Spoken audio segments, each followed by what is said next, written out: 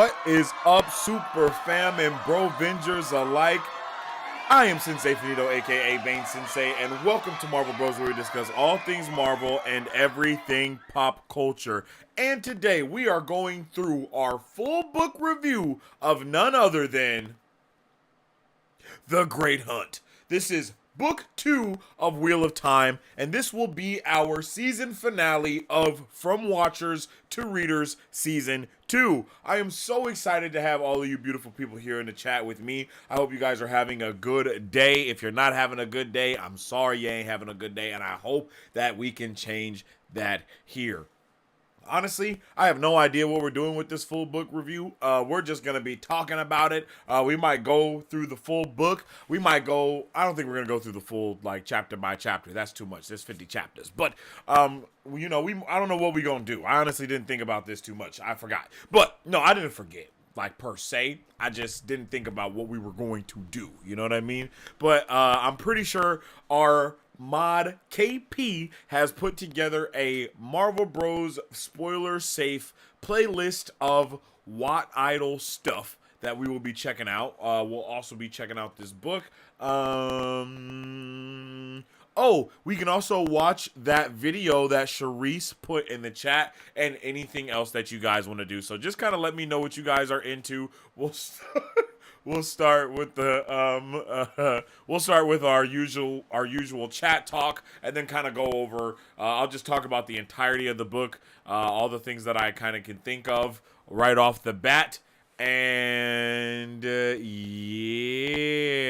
I think that's about it, ladies and gentlemen. Let me get this Twitch live ready, because Twitch is super easy to get these highlights from, more than it is on YouTube. So streaming to both of those has been a really awesome thing to be able to do. So let me just get that title ready. I'm slipping on that. Let me know how you guys are doing. How are your days going? I'll talk about my day and all that stuff. We'll get chat talk going in just a second. Let me just throw this over here to that. And then that, the Wheel of Time, The Great Hunt, and Dunzo there. And we are now live on Twitch as well. Right? I think we are. Yeah, we're live. All right. So, if you haven't already, make sure you drop a like and a share on the stream, because it definitely helps out tremendously around these parts. You can also check. Whoa, what's going on with my face? You can also tap in with us on Marvel Bros on all platforms to stay up to date with all things Marvel and everything pop culture. You can also follow me on social media at Sensei Finito to stay up to date with all my thoughts, theories, and opinions on whatever particular thing you may be partaking in at that particular time. You can also check out the weekly podcast wherever you check out your podcasts at, you beautiful people. Okay. I appreciate each and every one of you guys that are here with me in the chat right now, and I appreciate everybody that is watching this on the playback. I hope you're having a lovely day. Yeah, let's get into it. Okay. So today I was chilling. I had a pretty chill day today. Not gonna lie. My son just turned 2. Today is his actual birthday. We're going to have a birthday party for him this weekend, but today is his birthday. He got his little free donuts and his little free Dutch Bros and stuff like that. He is also a Juneteenth baby. Yeah, that is true too. So there's 2 things going on today. And yeah, so that's kind of what I was doing earlier in the day. And then I don't know if any of you guys know who Darth Chaco is, but he is a YouTube creator, TikTok creator as well. And we were, he had me on his, I believe it's a podcast. It's called the High Ground. I was going to say the Hidden Ground, but it's the High Ground, and I believe it is a podcast, and it's all been about the Acolyte, basically. So he had me on there today, and we were basically talking about the Acolyte, nerding out about Star Wars, talked about my book a little bit as well. It was just a really dope time. I think he said that episode should be coming out on Thursday or Friday, one of those days, if I'm not mistaken. He'll be dropping that episode. So if you guys are interested in that, you can definitely go and check it out. Oh shit, you can definitely go and check it out. Once the episode does come out, I'll drop all those links on YouTube, of course, and make sure you guys go check out Darth Taco. Any of you Star Wars nerds out there, because he is a creator out here in these streets. Me and him, we were actually on. Basically, we were on a live with Mesa Windu, another TikTok creator, YouTuber. And yeah, yo, it was a dope time. That's where I met him. It was last week when we were at the end of that episode. We had like he did a live, and then he had let a bunch of people in there with him. And me and Darth Chaco were like basically on the panel as well, and we were all just kind of talking and nerding out, and it was awesome. And then after that, me and Darth Chaco kind of just followed each other on TikTok, became mutuals, and then we just kind of kept talking from there. And then he was like, I had asked him yesterday after the episode, I was like, yo, bro, actually, what did you think about this episode? And then he was like, yo, I got a podcast, you want to talk about it? And then we talked about it. And then he talked about how he wasn't a big fan of like the dialogue in certain things. And I was kind of letting him know that I feel the same way, but I understand it because it's very hand-holdy. I think that's what me and Marisu kind of agreed on, and it was just dope, yo. It was just some good vibes. And again, I'll let you guys all know when that episode comes out on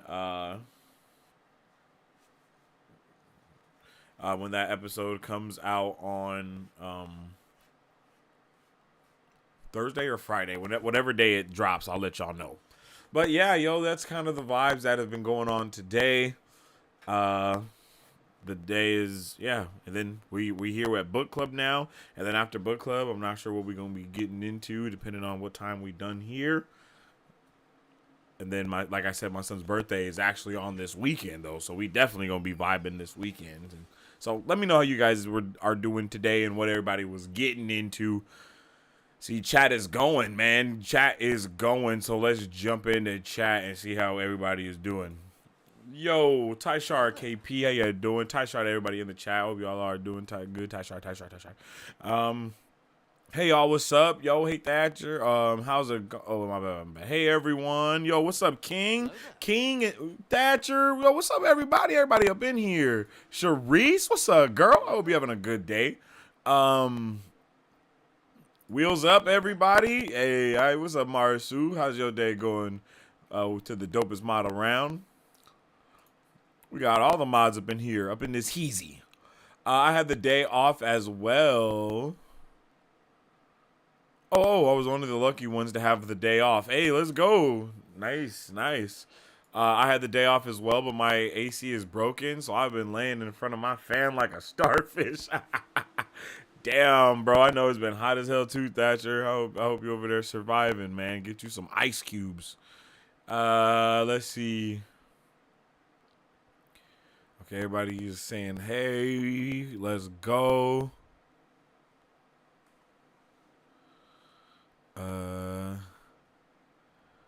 Does the Roman Pike audiobook have the RJ interview at the end? I remember the Kramer edition having it, but I forget if we listened to it already.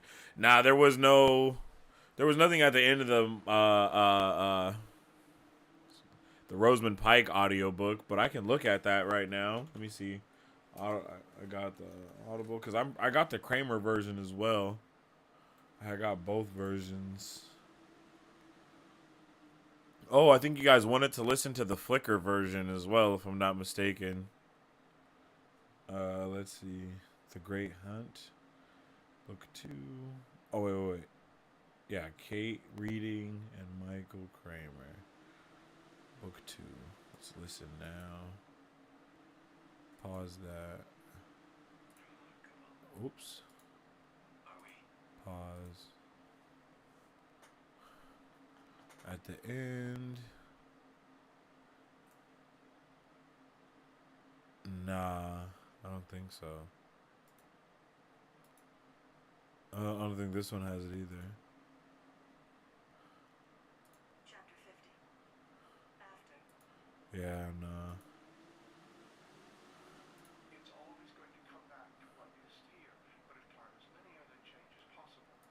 Wait.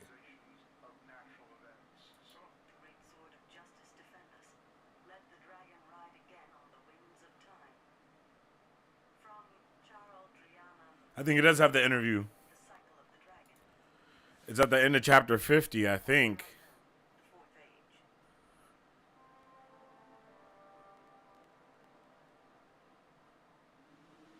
I think so.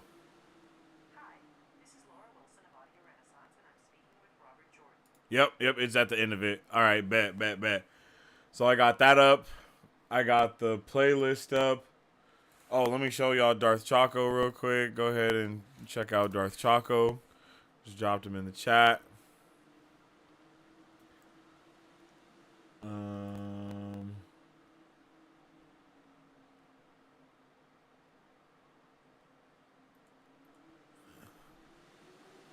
Okay. Happy Juneteenth indeed, yo. Happy Juneteenth indeed, Charisse. That's pretty cool. Oh, happy birthday, son. Thank you. It's my dad's birthday too. Oh, snap. I think my son's taking a nap. When he wake up, I'll try to have him come in here and say what's up to everybody. I appreciate all the birthday wishes to the little guy. Mesa Windu is great. Love that dude. Yeah, he is dope. He's dope. It was dope to be on that panel, too. I'm not going to lie. I'm going to have to try to get on the...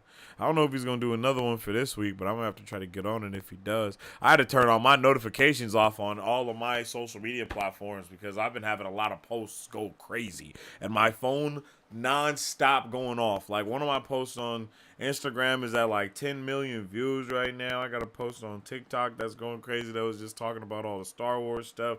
I've been having all my stuff on Twitter going crazy. It's just been ridiculous, yo. I had to turn it off. My phone was just I couldn't do anything. Like, literally one day my phone literally did not work because of how many notifications I was getting. I was like,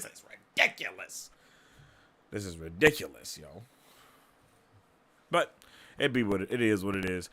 Technically, the prologue of book 3 is included with book 2. Maybe we should listen to it. I don't think it was in there. Let me see.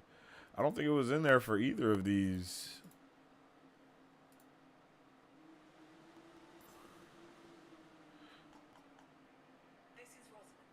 Yeah, it's just the end credits. Because even the after doesn't have the more talking of RJ. Yeah, ain't nothing in here. Agree, Morisu. Get that foot in the door. That parent waiting a rider. Nope, involves a certain great captain. Ooh, the RJ interview is good insight. What does OmniPig think we could do? That is actually a very good question, yo. Let's ask him. OmniPig, where you at, G? OmniPig, what do you think that we should do, man? What do you think we should do? Let's see. Yeah, I mean, that's doable. Maybe. What do you think about that? I'll see what's up. It's a possibility. Yo, I don't know, y'all.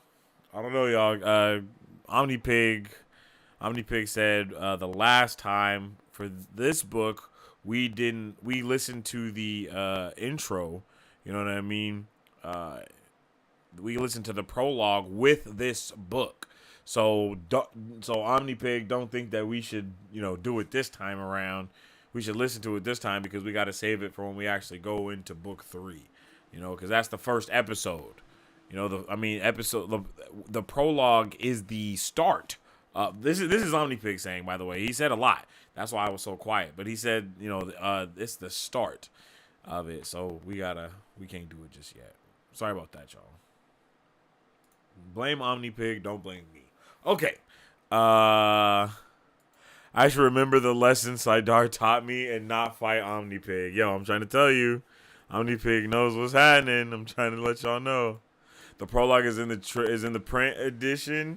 Yeah. You're right. But OmniPig,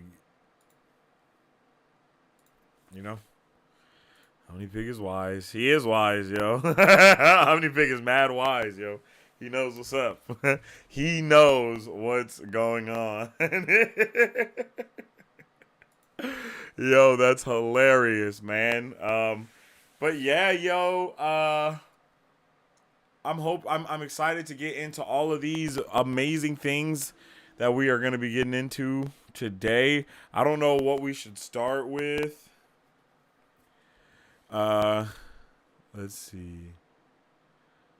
Let's close that out. Let's open this out. Overall view of book 2. That's right. Thank you, KP. See, this is why y'all mods are just amazing, because you help your boy stay on track. All right, so let's get it. Let's get into it. All right. Whoa. That was a very loud noise that just happened. All right. You guys ready? I'm ready. Let's get into it. Oh, we can almost get into it. Wait, I don't want to get into it just yet because there is, yeah. We'll get into it in about 2.5 minutes. Just so there's no interruptions. So let's talk a little bit more, and then we'll get into my overall view of book 2. I really did love me some book 2, you guys. It was good. It was good. Okay. Let me see. Oh, I was talking about my book with Darth Chaco. He was actually telling me about his book as well. I was talking about mine. It was some good vibes. I was at one of an artist actually just reached out to me about doing comic stuff as well. We talked prices on everything. She's willing to work with me on a lot of stuff because she know what I mean. I ain't balling or nothing. You feel me? But So she's willing to work with me and possibly get some new stuff going. So you guys might actually see some more things going on with all of my book and not just my book but also my comic and possibly even a manga stuff like going on soon here. It's a possibility. We're in some good waters. When I was talking with Darth Chaco as well, he was telling me about some other things and connecting some dots that I might need connected. So I'm excited to start talking about my book. Like I said, we'll be talking about it more probably next week, either next week or the week after, just depending how how it goes. But we're gonna get it popping, man, and I'm excited. We're gonna do those first 5 chapters of my alpha reader copy, and it's gonna be a full-blown vibe, and I am super ready for it, and I hope you guys are ready for all of that fantastic goodness too. And then also I'm going to let you guys vote on what will be the next thing that we read, because we're not reading book 3. That's not going to be an option to vote for, you heathens. But that stuff will go out as well. So we got a lot of stuff on the works, man. We got a lot of stuff on the table that's about to be going on. And then and then we'll get all that stuff on and pip pop plopping and slopping. So I'm excited, man. I'm excited to get into some more book stuff. I'm excited to get into my book stuff, and most importantly, I'm going to be super excited to get into our full book review of The Great Hunt. But first, you already know what's going on. 6 nations divided. How the gods envisioned the lands of Ghaphora, where nations must praise their gods individually. Inguvu, the god of power, Altira, the goddess of reality, Akasha, the goddess of space, Akaili, the goddess of mind, Nafasi, the god of time, Isarin, the god of soul. Each god bestowed their name and universal property to their nation through the blood of their land. Diligent praise to these gods, along with the blood of the land, allows the inhabitants of Ghaphora to wield the universal property of their god. These inhabitants are called gifts. It is forbidden for these nations to fraternize with one another.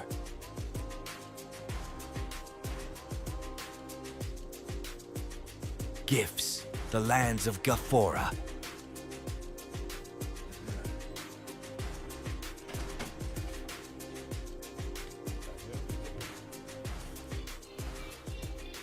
That is right. Gifts, the Lands of Ghaphora, my book that we've been talking about. But let's get it. All right, let's get into it. It is time to get into this amazing book. Okay, it's time for my overall book review. Right. Okay, it's time for my overall book review of The Wheel of Time, The Great Hunt, the second book in Robert Jordan's Wheel of Time series. I absolutely loved this book on every single level possible. Not even to be I'm not even trying to over exaggerate it. I loved this book so much more than I love the like the other book and the show. Like this one brought it up a lot of notches for me. In the first book, there were obviously ton of book to show comparisons going on, and we kept those though more at the end of the episode. But for this book, it was like every single time I read it, I had something to say about the show and about the book, and I was definitely comparing the two in different moments. I'm not a book cloak. I just want to preface this by saying that. But I will say that I did enjoy the books far more than I enjoyed the shows, and I enjoyed book 2 far more than I enjoyed book 1. But that's also because I have never really partook in a book in a book like this in this way that I have now. Since I've been an adult, since I've been an adult, I have not read any fantasy or anything like that. Okay, but going into this, was so much like it just was awesome, man. It wrapped everything together in such a fantastic way while also capitalizing on each story that these other characters have in their own right.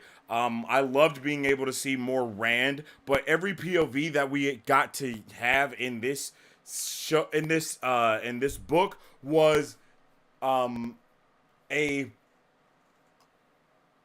it was a very pivotal piece to the puzzle. That's what I really appreciate with this, is that everything we see are pieces to a puzzle, and when you start to connect these pieces or connect these dots or whatever, it's always so much. It was just so fantastic once you got to the end of that road.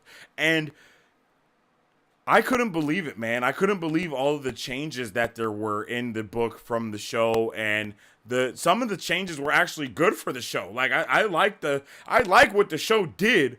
It's just not what the book is, and again, I have not read I haven't read a book in this genre in this light since I've been like an adult. Like I just have not. Like the last book I read was like probably Percy Jackson, and that was when I was probably in middle school. I think when I was reading when I read this type of book, because then I got onto manga and then what was in just a whole bunch of other stuff. So reading this book and diving into this world and having you awesome fans there as well to really help me along the way, and not just help me along the way, but experience it along the way with me. Like watch the journey and just see how I went from not knowing anything to now I can have some sort of a conversation. I can't hold a huge light to any of y'all, but I can have some sort of a conversation with it. And I'm loving every aspect of it, though. The each character's dialogue, the dialogue with each other, being able to see how they spent time with each other, how they were worried about, how certain characters, I should say, were worried about one another, because some characters didn't even show that they were. All of these aspects woven together created a damn near perfect story. Like, damn near a perfect story, right? It was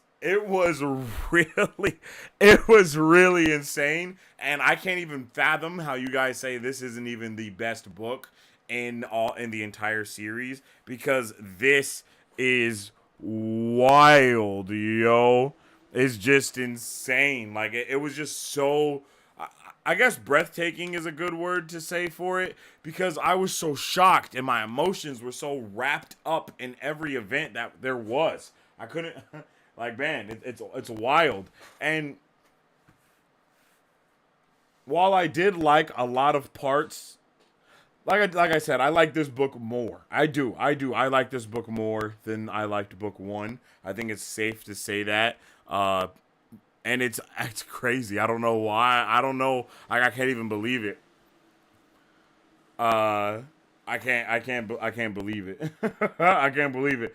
My guy Balzaman was a menace in this. I love Balzaman's journey as well of being a villain from book one to book two, like where we end.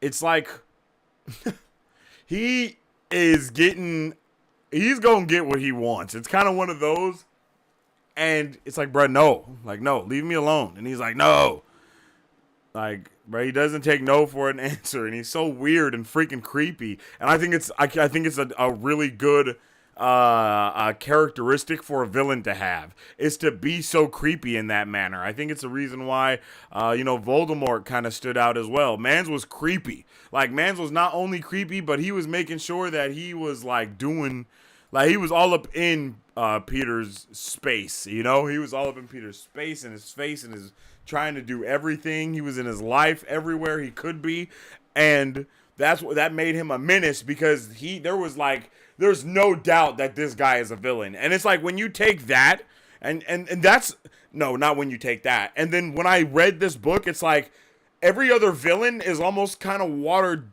I don't know if watered down, but it is like, it kind of waters down a lot of other stuff, or makes other things. This becomes the new peak, basically. It's like, yo, this dude is a menace. At every point he has people constantly following him, constantly trying to murder Rand in the first book. And then we go into this book, and then you see that, like, oh, you're like, oh man, there's not a lot of dark friends around.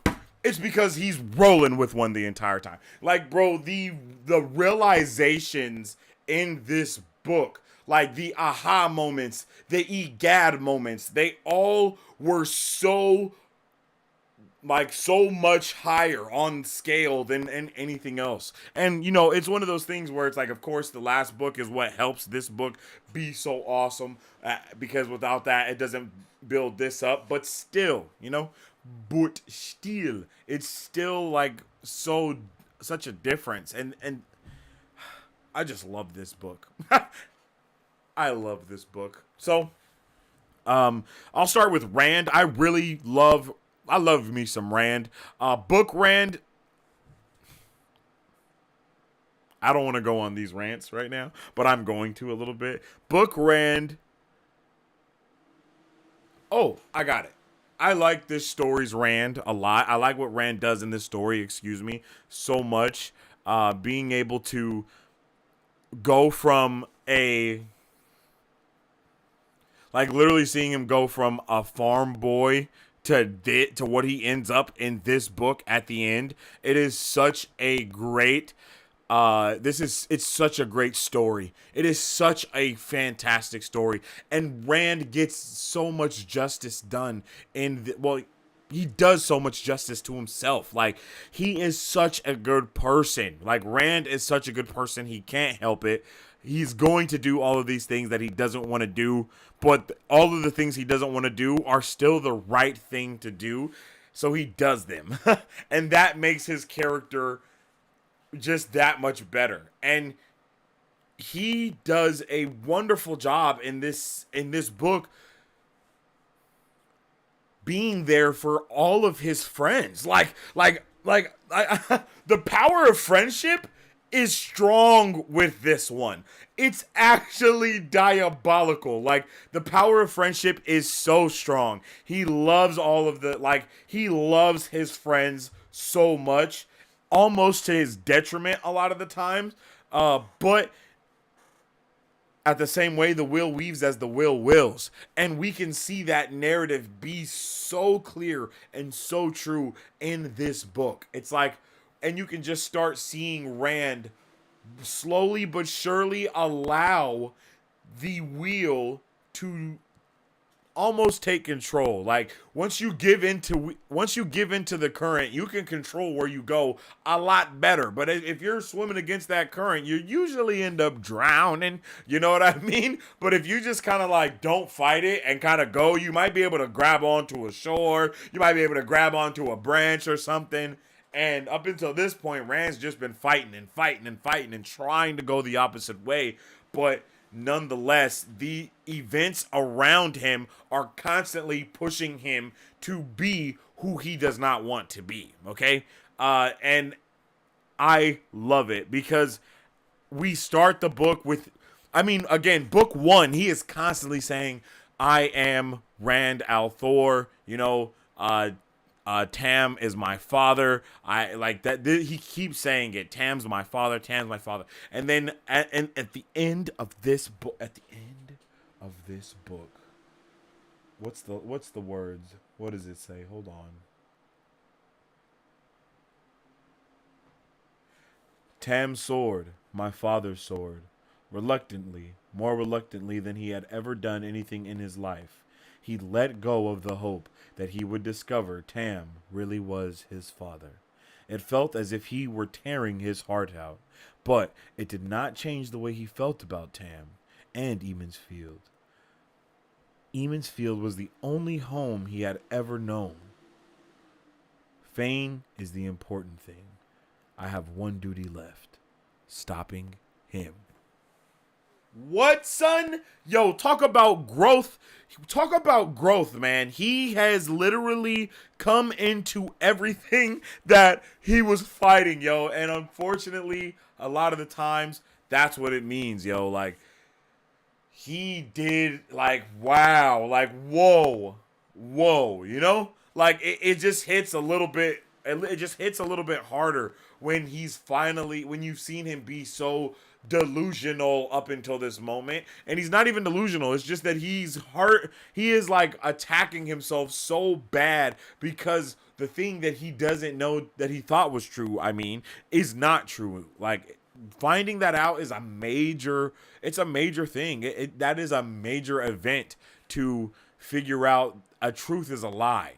And even though one truth is a lie, it does not then invalidate all of the other truths that were set as precedents from the same thing, right? It's not a domino effect of unraveling the pattern. It's more of, it's more of the very opposite of that, right? He needs to figure out who he is in the first place. So I loved me some Rand in this book so much, and I cannot help but make the comparison that I just did not get that sense of him going to the dark side as much as I did,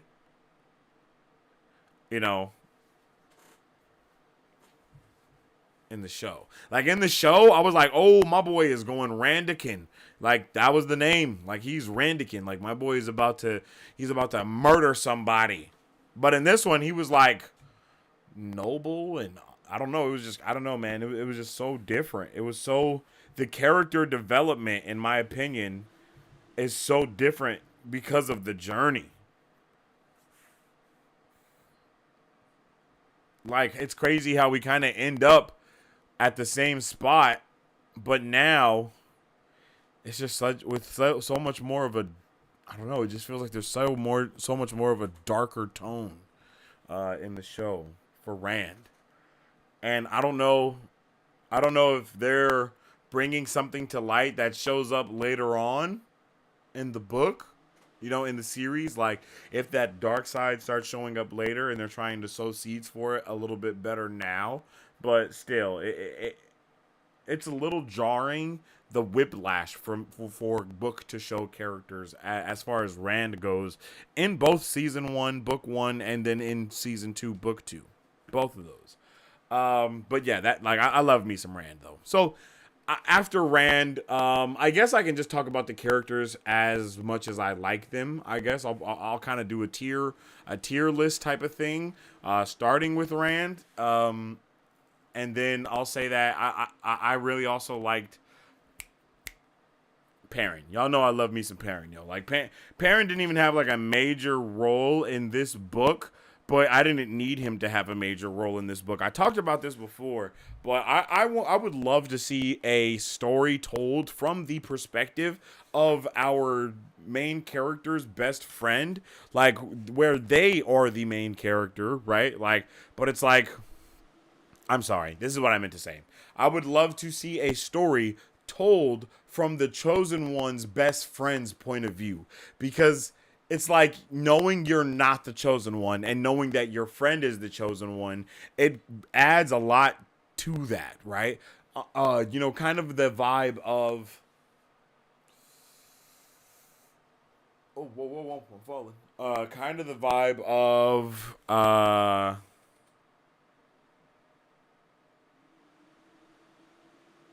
it's right there and I can't think of it.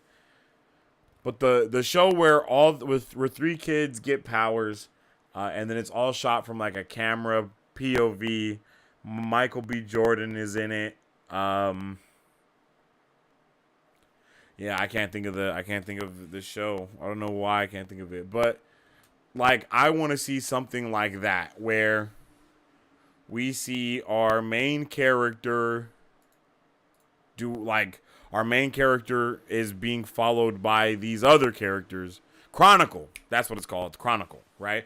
And I feel like Perrin watching Perrin's POV has been one of my favorite POVs just because he watches Rand and automatically is sensing things because of his heightened senses. And I don't know what it is about that, but I just love it. And then the way that he kind of just takes charge immediately after Huron and Rand and Loyal disappear. After that happens, and then, Perrin just kind of takes charge and starts taking everybody where they need to go.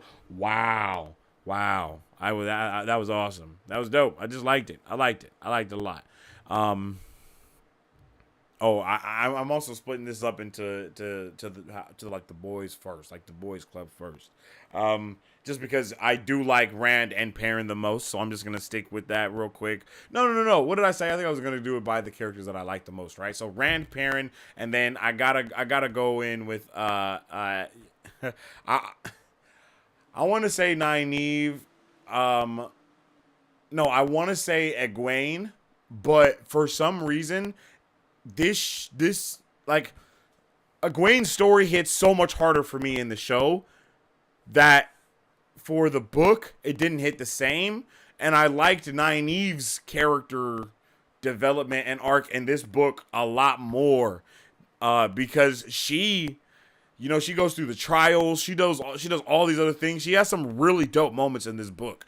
And then by the end of the book, she also has this Mother Maggie type of vibe, but also she's trying to be she grows up a little bit in her own right. She grows up as far as it goes with everyone that follows her or quote unquote looks up to her, right? Like Egwene looks up to her, Elaine looks up to her, all of these people look up to her, and Nynaeve starts really embracing that. Like Rand and Nynaeve have very similar story arcs in this book, but in very different ways. Like in very, very different ways, because they both have to overcome who they see themselves as in order to be the person that other people see them as, right? So it's like Nynaeve kind of has to overcome these things about herself so she can be the Aes Sedai, and she can be that person that Lan also sees her as, and who Egwene and the boys look up to her as. Like, she wants to be that person, and you can kind of see her actively trying to be that person. And of course, like I said, she's like Mother Maggie. Like, she is the Den Mother, and she plays into that role a little bit more in this one, especially towards the end when she starts really tripping and looking for everybody, and she does not trust the Crimson Chain, and then like Egwene, Egwene is just so, she's so lost that she wants to follow her. She's like, nah, I don't think we should. Like Nynaeve's obnoxiousness turned into the voice of reason, and I really appreciated seeing that voice of reason come through and come from her after she's been so trippy about everything. It's like that paranoia is actually, paying you a little bit of good now. So yeah, I think Nynaeve is another character that I really like right there. I loved what we got to see with her. And using the one power as well. Like, she was messing things up. Like, she was fucking it up. Like, she did that. she did that, and it was awesome to see her come through and really just terrorize the Shan-chan like that, and then she unlocks the Adam and then locks her in there and starts using like, yeah, Nynaeve. I can't stand Nynaeve, but I loved her character in this. I can't even pretend. I did. I loved it so much. Nynaeve did an amazing job. Just being, she was so good. She was so awesome, and she loves and cares so hard. Again, that's why I just said this about Rand. Like, there are so many comparisons, in my opinion, from Rand and Nynaeve, because they both love so hard that it blinds them, and then they don't want to do the thing, but then they have to do the thing in order to save who they love. I'm sorry. I'm gonna be there for that all the time. Like, all the time. Like I'm here for that. Like, we see them grow in their own right so freaking much. Next up, I'll say, I'm not gonna say Matt, because I just wasn't a fan of Matt in this one. Matt was kind of just, I just wasn't a fan of Matt. I'm not gonna lie. Matt was not nice to my boy Rand this whole thing. Like, he was tripping. Matt was just tripping. But I understand he's freaking, dying. But I don't know how much of a right to be a dick that gives you. You know what I mean? But I guess it gives you some of a right. But still, like, I just was not here for that. Like, every time Matt was talking, I was getting a little irritated. You know what I mean? It's like, bruh, I don't know. I've been rubbed the wrong way ever since he went off on everybody in that room. You know what I mean? I have not been, I was like, and it's like, bro, yeah, you're possessed, whatever. Nah, bro. Like, I'm not letting that shit slide. You know what I mean? I don't know. But yeah, Matt wasn't my, Matt wasn't my favorite character in this book. Until the end, of course. And then it's like he does he shines at the end of the book, and it's like, yeah, let's go. But until then, it's just like, womp, womp, womp. That, like, womp, womp, womp. I have no desire. But Lan, on the other hand, yep, I like me some Lan in this book, for real. I rock with Lan. He took out, yeah, Brad. Lan was the guy. Lan was definitely the guy. He took out a lot of, he was doing the damn thing. That's all I can say. What are those things called? Because they weren't fades in the book. I can't think of what it was that he took out. But nah, he was that guy. I loved it. I love seeing him, yo. He was doing the damn thing. Like, sheesh. Yeah, I like Lan. I want to see more Lan. I want to see more Lan and Rand. Moiraine was like non-existent in this book. She was there a little bit, but not enough. And then my good friend Loyal. I'm not gonna lie, Loyal actually might be my favorite character in the Wheel of Time. Not just this book, but in the Wheel of Time. Loyal might be my favorite character. I love me some Loyal, man. I love Loyal. He's awesome. He's so loyal. He's so funny without even being funny. It works, man. I love his character. He's so wise. I love wise and unapologetically serious characters. I love them. Like, I love them. Like, where they just say what they have to say, think what they think, do what they do. It just works for me so well. I'm not gonna lie. It works for me so well. And it worked for me really well with Loyal. I love Loyal. He's just a good friend. He's a good fella that does good stuff. You know what I mean? A good fella that does good stuff. And yeah, I want so much more. It's gonna be hard for me not to read this book, but yeah, I think when it comes to rating this book out of 5 stars, I don't remember. Did I rate the last? Did I read? Oh, did I do my Goodreads for the last book? I can't remember. Let me check real quick.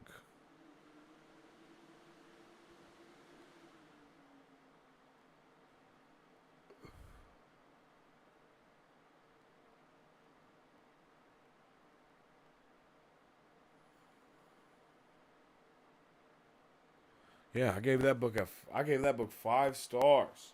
I like this book more. Like, does this book make the other book go down in stars for me? I don't know. Because it's like, I don't think that book is good as this book.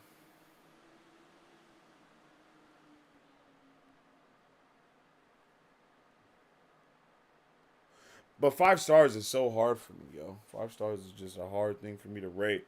I loved everything about this book. Like,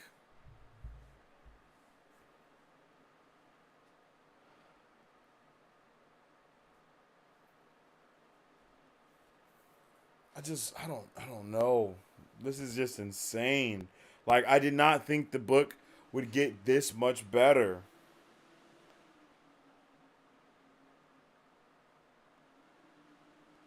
Wow, I'm kind of at a loss for words.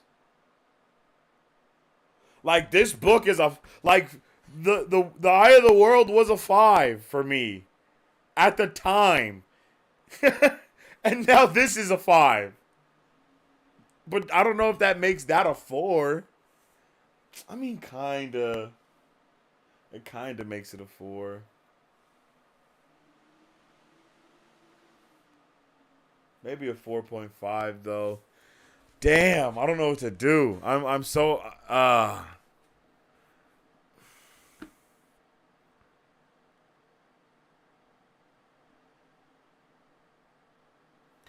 I guess I can give this like I can give this book.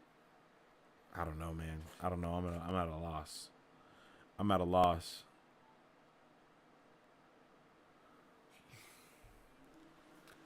It's like, how do I rate this? Like,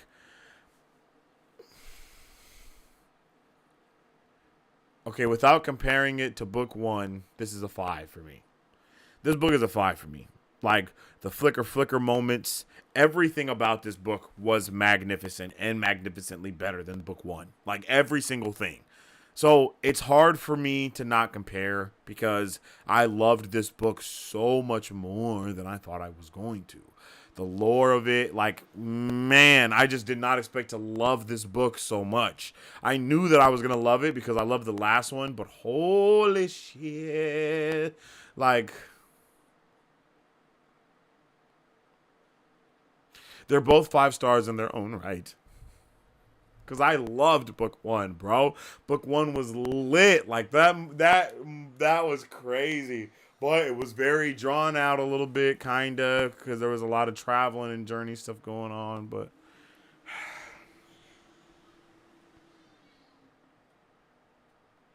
I feel like it's disrespectful to give that book a 4. You know what I mean? I just feel like it's disrespectful to give that book a 4. Why? What makes it a 4? What makes it a 4, Sensei? You tell me, damn it. Like, I loved everything so much, yo. I loved that first book, bruh. I loved that first book.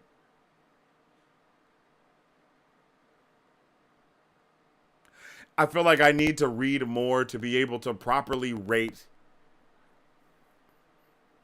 the shit. Cause it's like what bothered me in book 1 to make me not give it 5s, yo. Like, especially, and I think it's different for me, y'all. Like, it's different because that was the first book that I've read that on that magnitude. So it's like, how could I have not have gave it a 5 when I don't have really anything else to compare it to until I get another book? And then it's like, oh wait, now I have a better understanding of these tier lists. Like, I need to go read like 30 books and then I'll be able to better rank these things.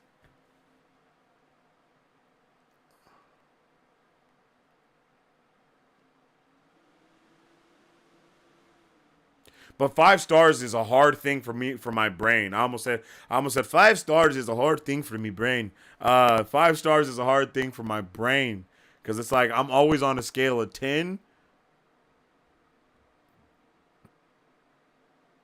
Because 5 just doesn't seem like enough.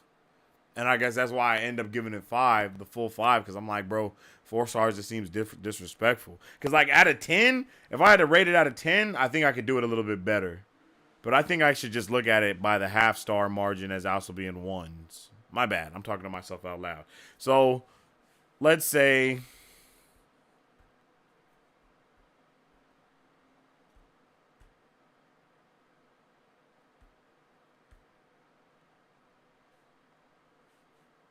Yeah, so I guess I guess I would give it about 4.3 stars. Book 1. Book 1 I would give about 4.3 stars realistically. Like if I think about it like that, you know, like 4.3 stars because it was a little drawn out in my opinion here and there. And I think I enjoyed season 1 a little bit more than I enjoyed book 1, but I loved book 2 more than I love more than anything. Like you know what I mean? Like that's unequivocal. So I think this book I can definitively say that this is like a 4. I want to say like a 4.7, almost a 4.9 for me because this book was really like this book was really awesome. Like I could give this book 5 stars, but again, I do want to kind of start being a little bit more realistic with 14 books and start trying to look at it a little bit better.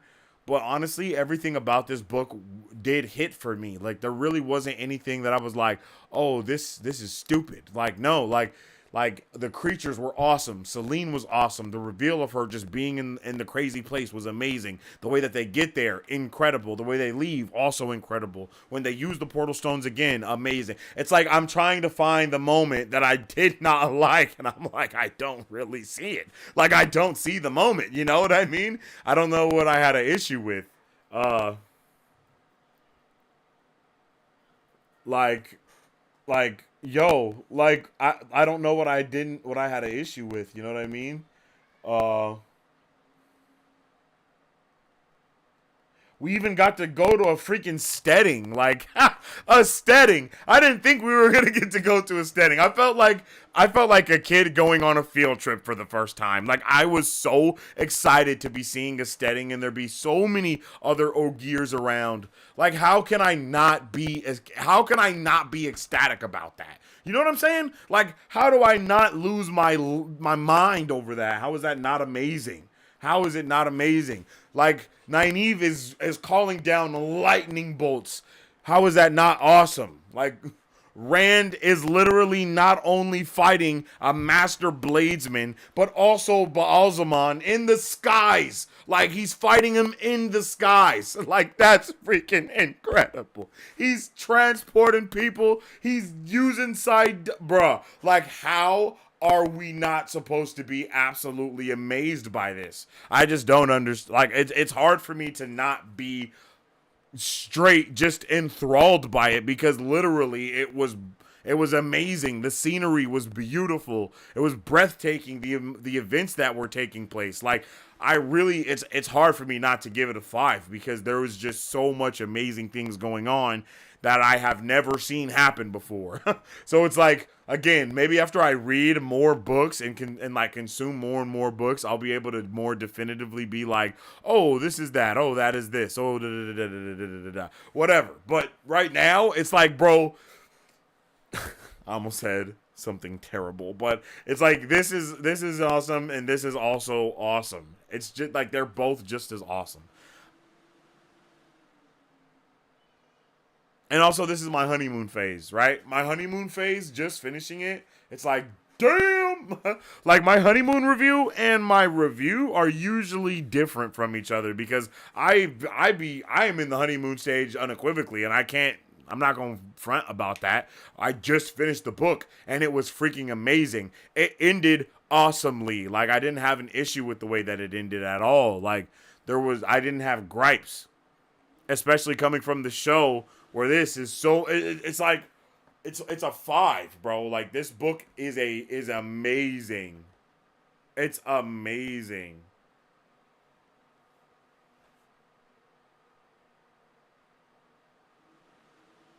Like wow. I loved this book, man. I can't say anything else. I just loved this book so much.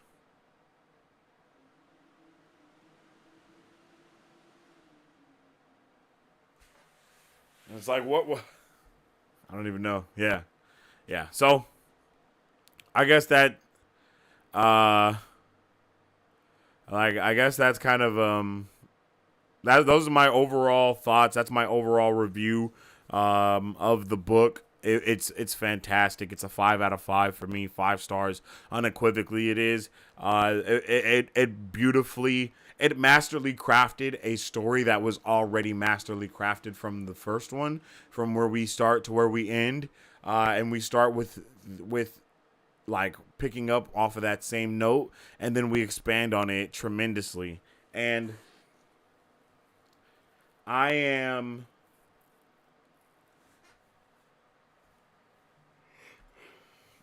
can't believe it. Honestly, I can't believe how consuming this was. Like, it was so amazing. It was like so enthralling. I don't know, man. I don't know. This book was amazing. I don't know what else to say. It expanded my mind, like, for just not just this world, but also in my own, for my own writing. It made me want to be better with the stuff that I do. You know, I was like, damn, like, I literally can't believe it. I'm at a loss for words. There's nothing else I can say about that. I am at a loss for words at how much I enjoyed this book. It took me by surprise. I knew that, I loved the first one, but damn. How do you leave room for perfection? You know what I mean? It's like, this is awesome. It's like, again, I only feel like once I read more books and I consume more, I'm like, damn, okay, yeah. You know what? Let's go back and, it's like, in a year, we can come back and be like, all right, let's re-rate all the books that I've read over this last year and see where I put them at now. Like, bruh, because it's so new to me that this is the thing that's expanding my mind to the thing. So it's hard for it not to be incredible. I mean, bruh, everything, bro, everything. So those are my thoughts. Those are my overall thoughts. I don't know what else I might be missing, but that's basically my overall thoughts right there. Let's jump into chat.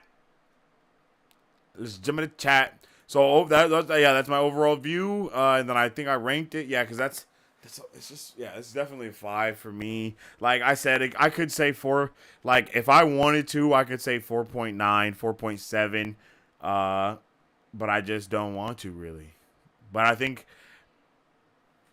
I don't want to say that, but I guess, yeah.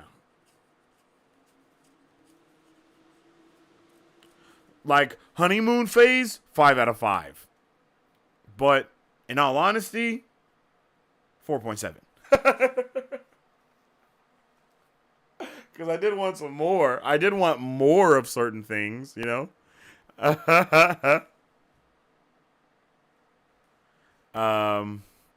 We got a couple big mysteries set up for later to discuss. Ooh, okay. Mr. Bros. Yo, what's up with it, Mr. Cuphead? How you doing, G? I saw the new Tom Hardy and Austin Butler film called Bike Riders. Oh, I haven't seen that yet. No, I have not left my stuff on Goodreads. I need to. A manga would be rad. Yeah, I'm hoping for it. Comedic ad drop timing. Yo. You like that? All book cloaks believe they are not a book cloak. Nah. Don't do me like that. Come on, fam. Don't do me like that.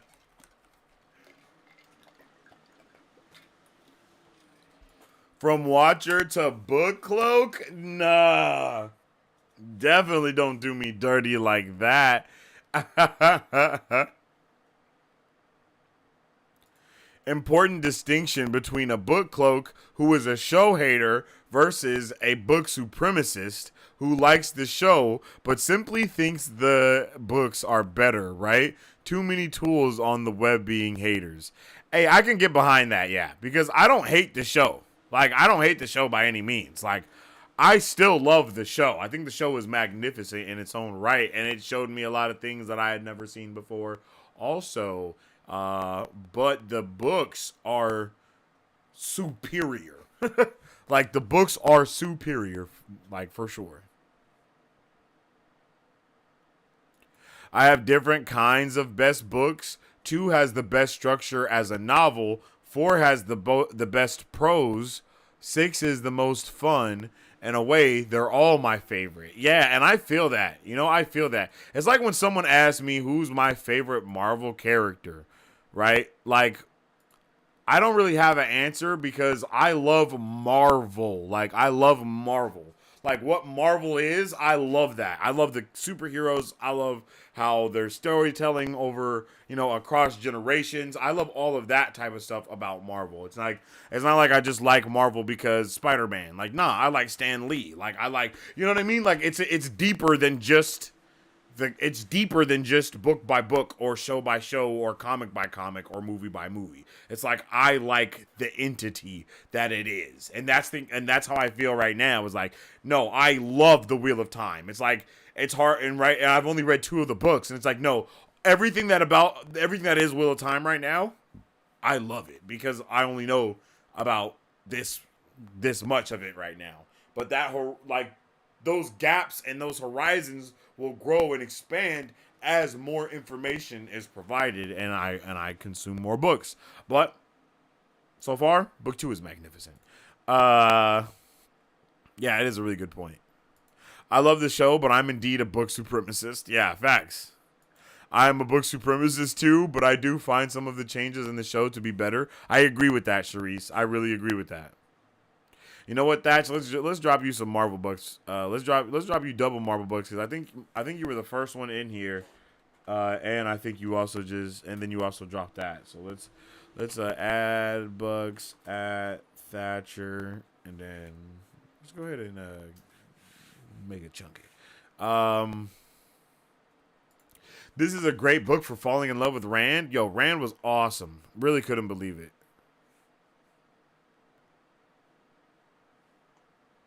I just couldn't believe it. Rand is actually my favorite character, followed closely by Nynaeve. Yeah, I could feel that. I feel Rand, Perrin, Nynaeve for sure. Those are the top 3 for me. Rand was my favorite for a while. Rand makes new friends, and is there for them too. Yeah, that's true. He does make new friends, i.e. Loyal, and he's also there for Loyal and Heron and Huron. Excuse me. Like, what? Yeah. Yeah, Perrin's amazing. My favorite character changes all the time. I relate to different people every day. Yeah, I feel that. Then Matt, Egwene, and then Nynaeve. Damn, bro, put Nynaeve at the bottom of the list. I feel you though, KP. That's how I felt about the last book. Nynaeve was I couldn't stand Nynaeve, yo. Like, whoa. But now, wow. It took a minute. It took a minute to come around to Perrin, honestly. I always just want more Rand. Yeah, but you're nasty. Still the farm boy. Don't ever forget Farm Boy Rand going forward and witness his development throughout. One of the most epic character arcs in fantasy. Oh, yo, what's up with it, Dave? Welcome to the chat, man. Oh, my bad. Sorry, that was the wrong button. Welcome to the chat, Dave. I appreciate that, man. I'm excited to check it out for real. Marisu says Tam may not have been his father, but he was his daddy.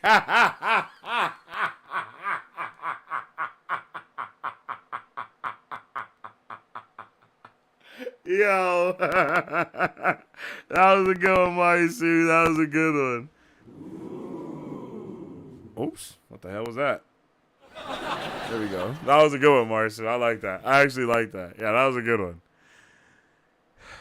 I may not have been your father, That was your daddy.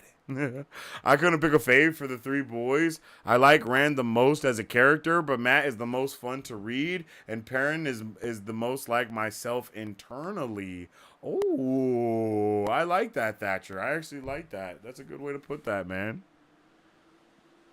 Yeah, it is a great coat for real. Tam doesn't look like Mary Poppins at all. I'm Mary Poppins, y'all. Nice Lauren nod. Oh, thank you. Shout out to Lauren, for real, for real.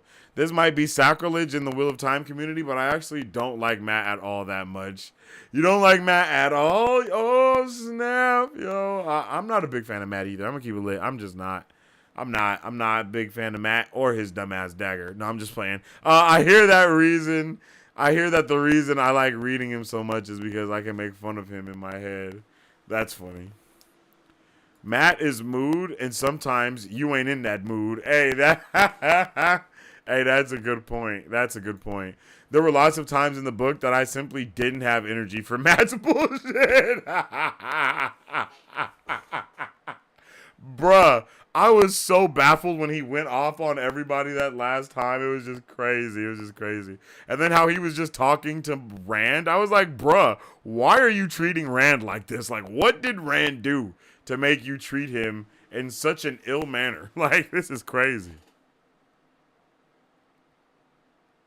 I like Matt, just don't love him like the others. He's definitely not the favorite child. I don't know how Perrin knows what emotions smell like. Yo, Perrin knows everything. I take perverse enjoyment in Nynaeve's pettiness because I am also that petty. Nah, that's hella funny. Our body chemistry changes with our emotions. That's true. Not living vicariously through her pettiness. That's hilarious. Nynaeve and Rand both take someone's life for the first time in this book. I've always thought it was I thought it was funny how queasy and introspective Rand gets over it, and Nynaeve is just like, meh. Yeah, for real. She was like, well, I murdered them. I saw it. And then Rand is like, dear God, what am I gonna do? Like, bro, he was going through it. That was funny. Yeah, that's true. He can't help it. Nynaeve had helped bring life into this world, seen terrible injuries that she's had to heal. She's more jaded to that stuff than Rand, right? Plus, RJ doesn't really project his traumas onto the women. That's true. That's a good... Ooh, I like that. I like that. That's a good... That is a good point right there, bruv. For real.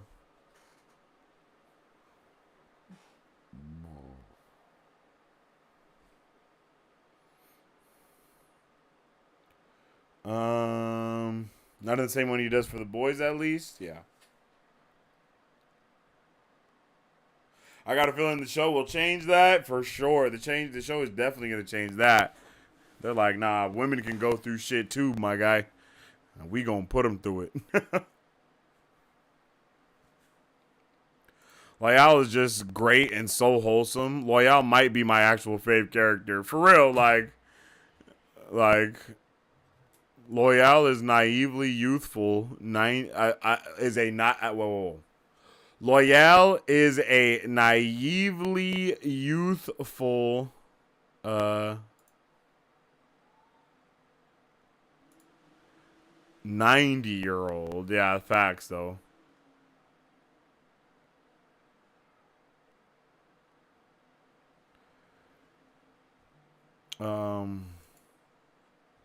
Now he becomes a elder. When he becomes an elder, yo, I can't wait. That has a good ring to it. I don't remember what was said. You gotta leave room for higher greatness when making your ratings. It's hard, Marisu. How can you measure for greatness that you have never experienced before? That's not even possible. It's not possible.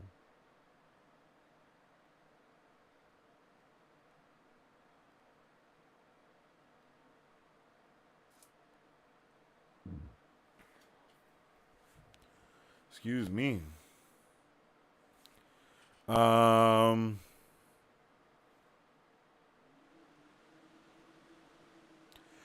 one is very much mid. I could feel that. I could understand that because I'm not like literally. It was awesome, but it's not. It was not compared to this. Like, it doesn't really touch this at all. But I don't want to shit on that book just because this one is so awesome. Just wait till books 4 through 7. I've grown to love book 1 a lot more over the years. Sensei's tier list is all S pluses. This is what I think about that. I cherish book 1, but it simply isn't the top 5 for me. Amazing entry and launch of the world, but it ain't the highest peak. Not even splitting the clouds yet. See, and that, how do I know? How am I supposed to be ready for that? You don't have to compare them if you don't want to. How do you compare two sunsets? I feel that. Okay, Marisu, trying to get all philosophical. I feel that for real, for real. It is wild, man. It's just like, if I was to, let's see. Selena's the shadiest character. Laughing my ass off. Yeah, she's shady as hell. She's shady as hell. And like in the show, it's like, yo, maybe she just wants Rand's D, you know? Maybe she just wants the D. You know?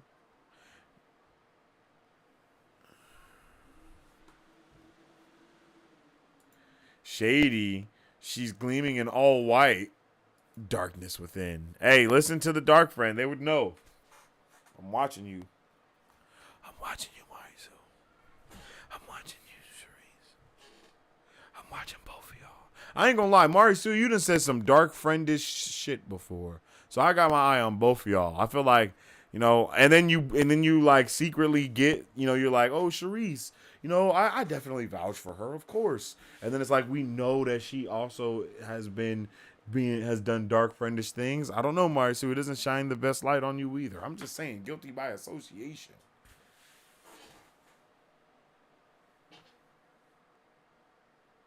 Gotta watch y'all. Just saying. I'm just saying. Maybe. I've read quite a lot of fantasy and historical fiction, and I've read quite a lot of fantasy and historical fiction, and I have very rarely been captured in the way that Robert Jordan did with The Wheel of Time.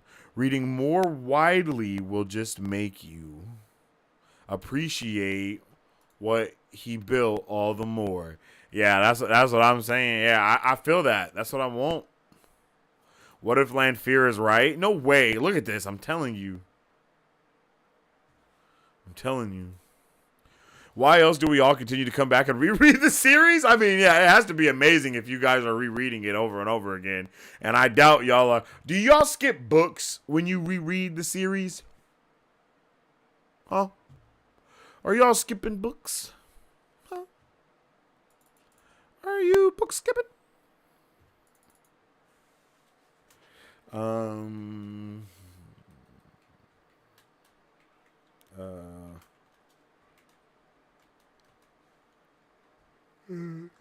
Favorite tab. The Wheel of The Great Hunt. Eye of the World.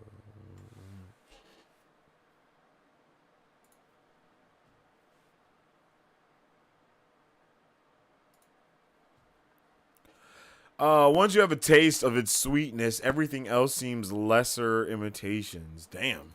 How did the horn blowing compare from book to show? I loved how Hawking walked up to Rand and was like, oh, hey, buddy, how's it going, Luce?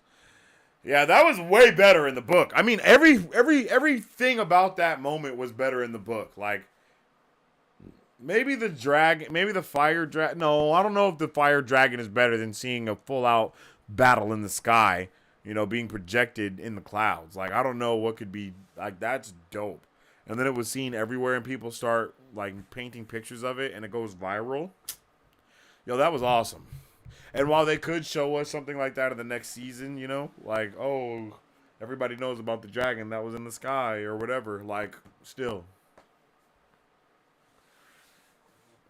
you know, like that was dope. And that was all Rand. Like in the show, Moiraine carries, bro. Like Moiraine carries in season 2. Like it's so different because every single thing that Rand did in the book, he just did that shit and the wheel weaves as the wheel wills. But in the show, all the stuff that happens, like Moiraine is like there making it happen. Like she's the one that does the fire. You know what I mean? Like I just think that moment was cooler in the book. And of course, I don't think we saw anybody really call Rand Luce Theron. Like that's what really had me a little pressed too. It's like we don't get that vibe either. Like, oh, Luce Theron. Like we don't get that understanding that Rand is like the dragon reborn, like, and what that actually means, like what it means to be the dragon reborn. I don't feel like that is something that is really explained heavily. Like, so all of that has to do with that moment as well, in my opinion, and that's why the impact of that moment was crazy, because he's been called like Luce Theron, you know what I mean? Like he's been called Luce Theron by all of these heroes, and it's the one, and that is the one that makes him like understand it. And I think it's also a very a visual representation for the audience as well, because it's like, okay, up until this time, only only evil people have been calling him Luce Theron, and then you get a entire platoon of good guys from throughout the heroic ages, and they're all calling him Luce Theron. Like that is what sets it to be known, like, oh, he is the dragon reborn, and that doesn't necessarily mean it's a bad thing. You know what I mean? I think this book has masterful pacing. Almost every episode we covered 5 chapters that was a complete accident. I chose all the cutoffs based on the story, and it just worked out that way. That's what I'm saying, Mari Sue. That's what I'm saying. Like, this book is a it's a masterpiece for me, because it was insane going through it just so effortlessly. I feel like we blinked and it was over. Like, whoa. Like, it was like we got through that so fast, but it was also amazing.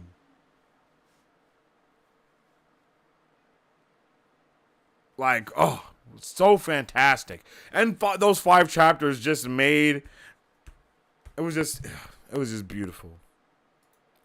For show versus book, it's not that way they have in the show is bad or wrong. It's just that they don't have time for all the bits that make it all so great. No time for Rand to talk to the heroes. No Brigitte burning the ships. That's what I'm saying, yo. That kind of stuff is all missed out on. All of the actual dope hero stuff. Like, the heroes did so much on that battle, and it was just sanctioned to about 15 of them on the bridge instead. So definitely I enjoyed the book moment a lot more. The show did do a great job. And I mean, even at that moment, I couldn't believe it. It's insane because, again, the book and the show accomplished the same vibe on a different scale. Because it was like, damn, both times I was like, I have never experienced something like this before. In both the show and in the book. So I feel like it's done well, but, you know. Lanfear looking up at the end was an improvement over her confronting Min, though.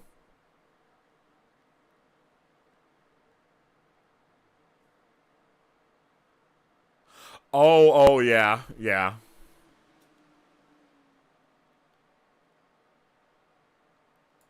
Book cloaks can't stand being teased. Yo, don't try to put me... Don't do that. Stop it. You stop it right now. Weird moment at the end of the book, too. I like the show getting into the Forsaken intrigue sooner. That's true. I like that as well. I'm excited for the next season. Paging out the Forsaken to make them all properly impactful will be great. Yep, and then you got like a big bad every so often. Yeah, it's gonna work. I hope it works perfectly. Oh. Excuse me. It's impossible to like a comic book character because some writers are great and some suck. It's always fluid. Yeah, for real. Thatcher is always... Wait, Thatcher is also great with roofs. Don't support big tile industry. Straw and stork expert right here. All about sustainable straw.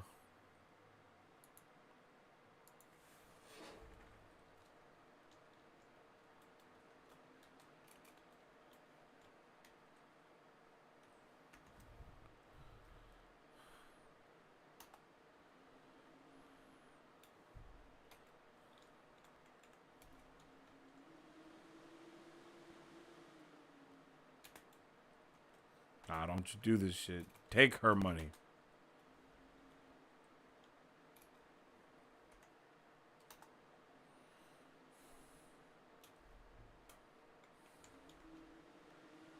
Yeah.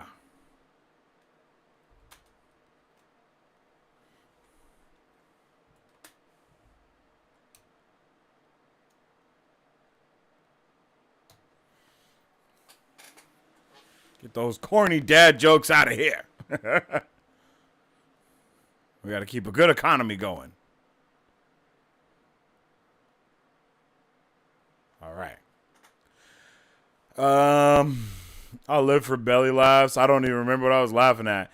Thank you, Sensei, for trying so hard to translate my dyslexic ass. So often I forget A and don't notice it. I got you. Yeah, man. Y'all, yeah, I see y'all.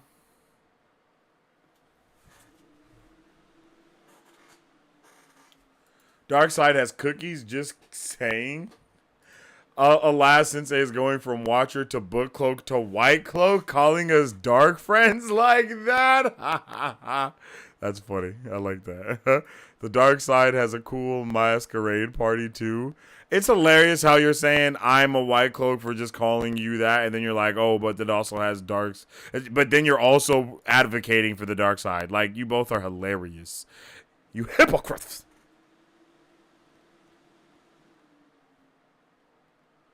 I don't skip on rereads. No, I skip chapters sometimes or characters I don't care about.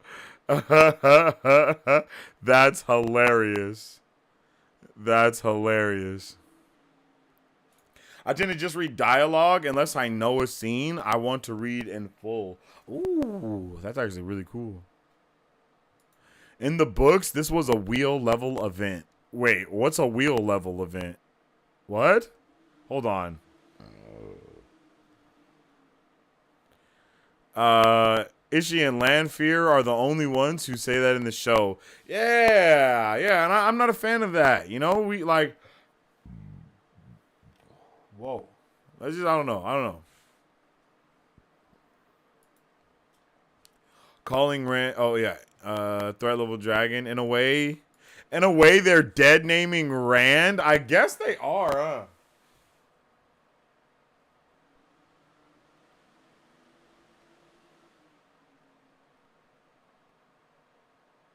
Yeah, I guess they are. I guess they are. That's kind of wild.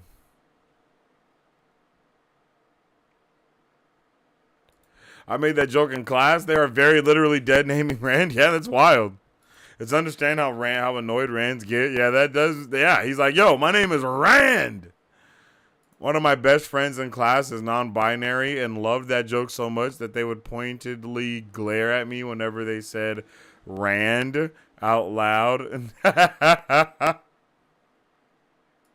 Yeah, I can't believe you took this as a class. That was wild.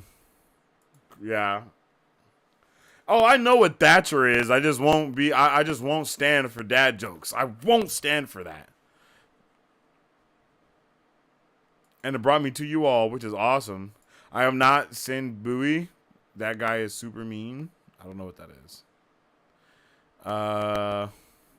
Help, I'm being oppressed. No, you're not. I didn't delete your comment. It's still there. Your dad joke is still there, so you're not being oppressed. You just got to pay. You got to pay the fee. Mario Sue, the government is oppressing you again. Nah, see, here we go. Here we go. Here we go. Here we go. I almost said, hey, how dare you tax me? But I really should say, hey. You want to do this again? Oh, you tried to delete it, huh? Nah. See, I told y'all the last time. I got records of everything. I got records of everything you say.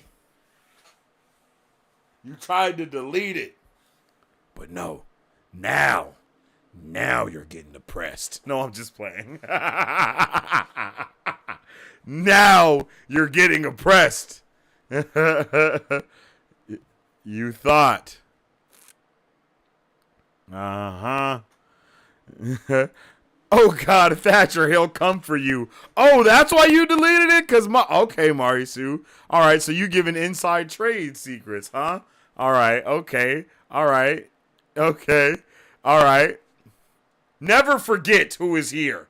Never forget who is always watching. All right? I want you guys to remember, OmniPig sees all. He sees all and he knows all, and I don't want you to ever forget that. I don't want you to ever forget that, okay? Let me get an oink in the chat from my boy OmniPig.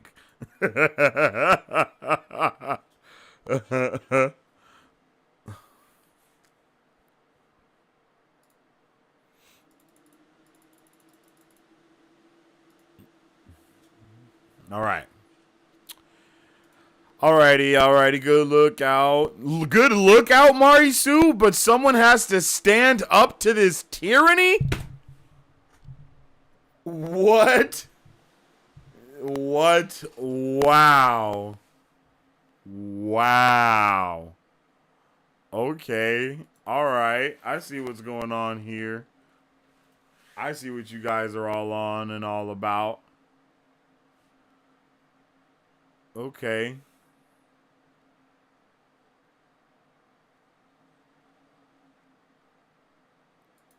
I can't help Big Brother sees all, or OmniPig does. Welp. Sorry, OmniPig. Marisu, he's becoming the Lord Ruler. Yo, that's one of the options. Wait. That's one of the options for the next one in book club. It can't be part of our From Watcher to Reader series, unfortunately, because there is no movie or show. But there you go. Oh, this is loose as hell. Always two there are.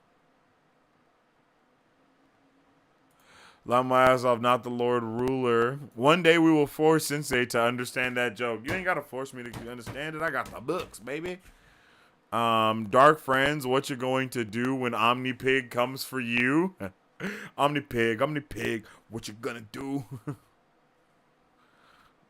What you gonna do when he oinks for you? Wait, that kind of sounds spicy. I take that back. Don't oink for anybody. I bet the Cosmere movie universe will launch before we can make him read Mistborn, though. Wow. Yo, it's crazy how much y'all are talking shit in the chat. Y'all are getting caught up right now, yo. This is insane. This is hypocrisy. This is blasphemy. What the hell? What's going on? What's happening? Who wants to start a cult? I'm down. I'm down. But I'm only down.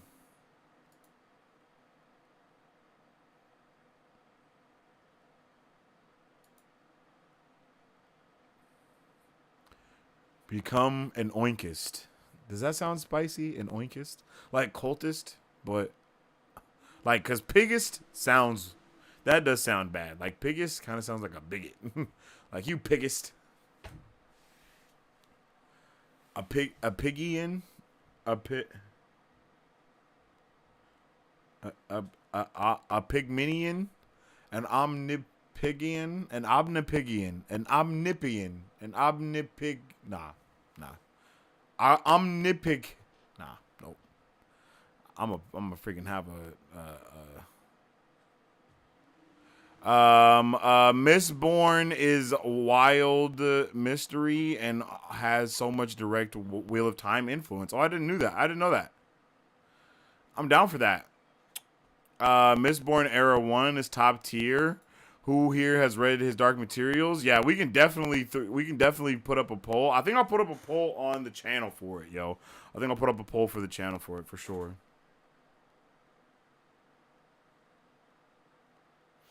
I haven't read them. I haven't read them, Marisu, but I've had them recommended so many times. I would love to read along. Yo, that would be awesome. Well, that's something we can talk about later. We're getting off track. Yeah, what's up next? What's up next, y'all? What we doing next? We listening to the end of the book, the Robert Jordan interview, or what? What's happening next? All of Mistborn is excellent. I won't hear Wax and Wayne slander. I got thrown in for when it became a Western. What? Oh no, Thatcher. I love Era 2 as well, but I don't recommend reading them back to back for someone getting into the Cosmere. Era 1 is better for sure. But Era 2 is fascinating. Expansion of the magazine. I'd be down for Kramer Flicker. Okay, is that the one when we're actually going to the different universes? Let me see. I gotta see where that's at.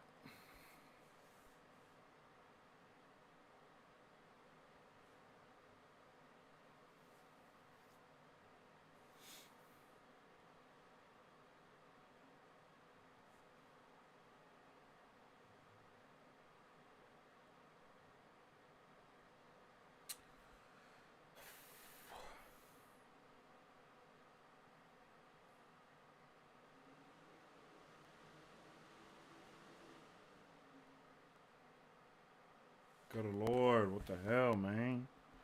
It's doing that thing to me. What chapter? What chapter is Flicker at?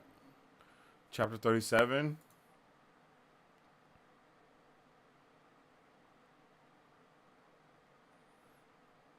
Okay, let's go here and listen. Chapter 37. Let me find the moment. Oh yeah, what might be. You're right. This sucks because I literally had the timestamp in my book, like written down. It's so stupid that this shit. Oh wait. There we go.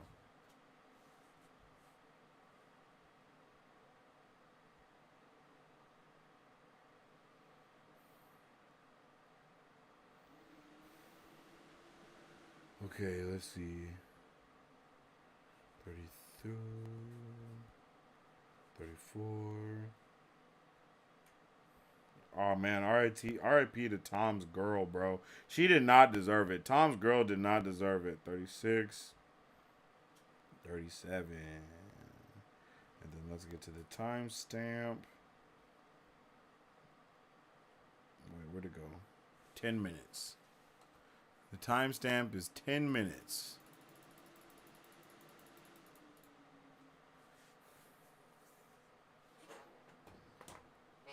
Okay.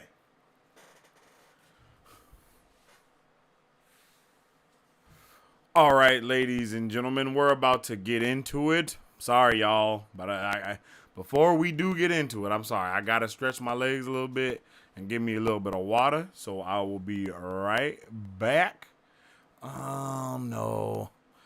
Okay, I'll just do a little ad real quick. I won't do a big one. I'll do a little one. That's what she said.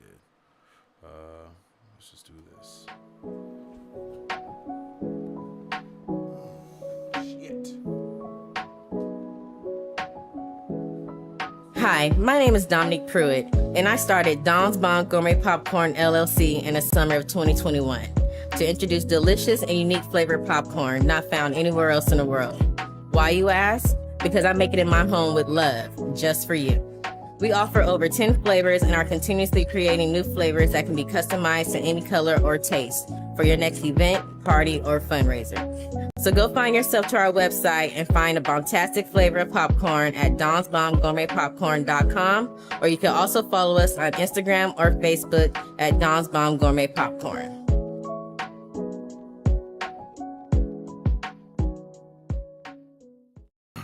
All right, ladies and gentlemen, that is right. Get you some Dom's Bomb Gourmet Popcorn, where the popcorn is always Dom. It's bomb. Wait, it's, yeah, whatever. Okay.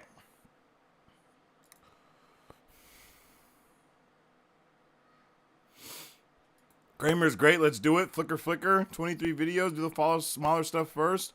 Are those from What Idol 2023 or before? Mix of the first 3 seasons. It's chapter 37. Oh, okay. We need leg stretches too. It works out. Okay, I just did the little one. That time. I'll do the bigger one before we get into the What Idol stuff. That's when I'll do the actual big one. We're not 2 hours in yet, but once we get there, I'll do the bigger one. Like maybe a little 5-minute intermission or something at the 2-hour mark, just so we can get into all of the stuff that's going on there. But here we go. Let's get into the flicker moment. Let's get into chapter 37, What Might Be, and we are going to be listening to the flicker moment from Michael Kramer. As they gathered round, she threw. At last he settled on one with an arrow pointing left because it pointed toward Toman Head. An arrow that pierced the circle because it had broken free as he wanted to. He wanted to laugh. Such small things on which to gamble all their lives. Come closer, Varen ordered the others. It will be best if you are near. They obeyed with only a little hesitation. It is time to begin, she said as they gathered round. She threw back her cloak and put her hands on the column, but Rand saw her watching him from the corner of her eye. He was aware of nervous coughing and throat clearing from the men around the stone, a curse from Uno at someone hanging back, a weak joke from Matt, a loud gulp from Loyal. He took the void. It was so easy now.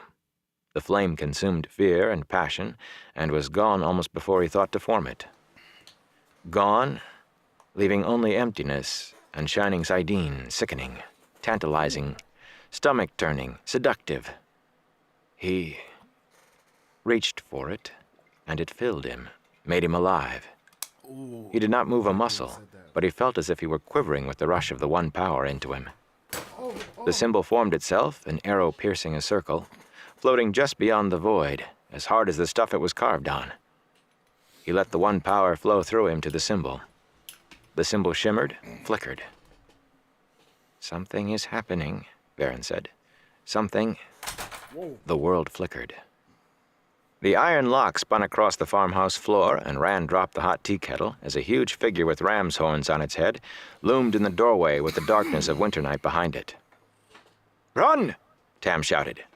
His sword flashed and the Trolloc toppled, but it grappled with Tam as it fell, pulling him down. More crowded in at the door, black mailed shapes with human faces distorted with muzzles and beaks and horns, oddly curved swords stabbing at Tam as he tried to struggle to his feet, spiked axes swinging, red blood on steel. Father! Rand screamed.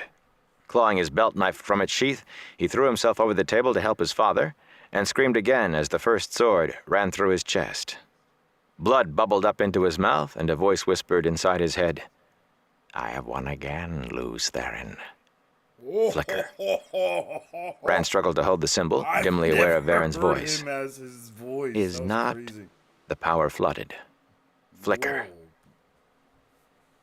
Rand was happy after he married Egwene, and tried not to let the moods take him, the times when he thought there should have been something more, something different. News of the world outside came into the Two Rivers with peddlers and merchants come to buy wool and tobacco. Always news of fresh troubles, of wars and false dragons everywhere. There was a year when neither merchants nor peddlers came, and when they returned the next, they brought word that Utter Hawkwing's armies had come back, or their descendants at least. The old nations were broken, it was said, and the world's new masters, who used chained Aes Sedai in their battles, had torn down the White Tower and salted the ground where Tar Valon had stood. There were no more Aes Sedai. It all made little difference in the two rivers. Crops still had to be planted, sheep sheared, lambs tended. Tam had grandsons and granddaughters to dandle on his knee before he was laid to rest beside his wife, and the old farmhouse grew new rooms. Egwene became wisdom, and most thought she was even better than the old wisdom Nynaeve Almira had been. It was as well she was, for her cures that worked so miraculously on others were only just able to keep Rand alive from the sickness that constantly seemed to threaten him. His moods grew worse, blacker, and he raged that this was not what was meant to be. Egwene grew frightened when the moods were on him, for strange things sometimes happened when he was at his bleakest. Lightning storms she had not heard listening to the wind, wildfires in the forest. But she loved him and cared for him and kept him sane, though some muttered that Randall Thor was crazy and dangerous. When she died, he sat alone for long hours by her grave, tears soaking his gray-flecked beard. His sickness came back, and he wasted. He lost the last 2 fingers on his right hand, and one on his left. His ears looked like scars, and men muttered that he smelled of decay. His blackness deepened. Yet when the dire news came, none refused to accept him at their side. Trollocs and Fades and things undreamed of had burst out of the Blight, and the world's new masters were being thrown back for all the powers they wielded. So Rand took up the bow. He had just fingers enough left to shoot, and limped with those who marched north to the River Taran. Men from every village, farm, and corner of the 2 rivers, with their bows and axes and boar spears and swords that had lain rusting in attics. Rand wore a sword, too, with a heron on the blade, that he had found after Tam died, though he knew nothing of how to use it. Women came too, shouldering what weapons they could find, marching alongside the men. Some laughed, saying that they had the strange feeling they had done this before. And at the Taran, the people of the 2 rivers met the invaders, endless ranks of Trollocs led by nightmare Fades beneath a dead black banner that seemed to eat the light. Rand saw that banner and thought the madness had taken him again, for it seemed that this was what he had been born for, to fight that banner. He sent every arrow at it, straight as his skill in the void would serve, never worrying about the Trollocs forcing their way across the river, or the men and women dying to either side of him. It was one of those Trollocs that ran him through before it loped howling for blood deeper into the 2 rivers. And as he lay on the bank of the Taran, watching the sky seem to grow dark at noon, breath coming ever slower, he heard a voice say, "I have won again, Luz Theron." Flicker. The arrow and circle contorted into parallel wavy lines, and he fought it back again. Theron's voice, "Right. Something..." The power raged. Flicker. Tam tried to console Rand when Egwene took sick and died just a week before their wedding. Nynaeve tried too, but she was shaken herself, since for all her skill she had no idea what it was that had killed the girl. Rand had sat outside Egwene's house while she died, and there seemed to be nowhere in Emond's Field he could go that he did not still hear her screaming. He knew he could not stay. Tam gave him a sword with a heron-marked blade, and though he explained little of how a shepherd in the 2 rivers had come by such a thing, he taught Rand how to use it.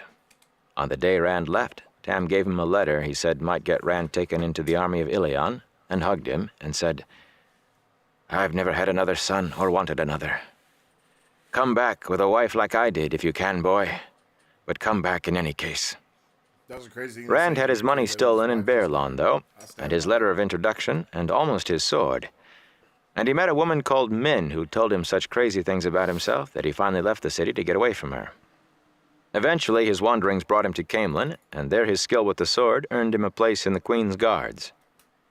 Sometimes he found himself looking at the daughter-heir Elaine, and at such times he was filled with odd thoughts that this was not the way things were supposed to be, that there should be something more to his life.